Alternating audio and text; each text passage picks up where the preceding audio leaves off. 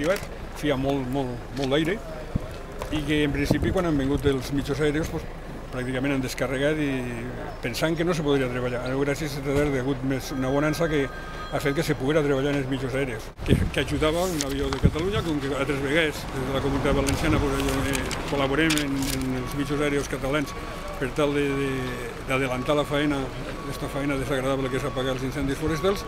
En aquesta ocasió ells ens ajudaran a nosaltres i ha passat l'accident en el que dic que el més lamentable és la pèrdua de la vida de 2 persones que se dedicaven en això tan important que és de conservar el nostre mig natural.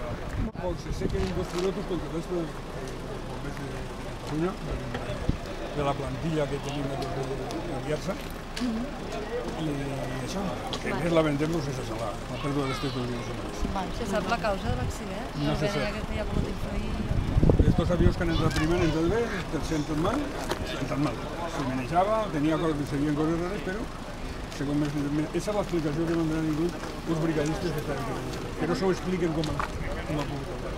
Quines són les últimes notícies que tenim al voltant dels fets? Bé, en aquests moments ja està identificat el fet que els 2 aviadors estan morts. En aquests moments la policia judicial de la Guàrdia Civil està intentant accedir al lloc de l'accident per procedir a l'aixecament de cadàver i estem treballant en l'objectiu, conjuntament els mitjans de la Generalitat Valenciana i la Generalitat Catalana, en l'objectiu de poder fer l'aixecament del cadàver i poder retirar els cossos el més pront possible. Cualquier cosa, ya la zona la tenemos controlada, así que han dicho que no.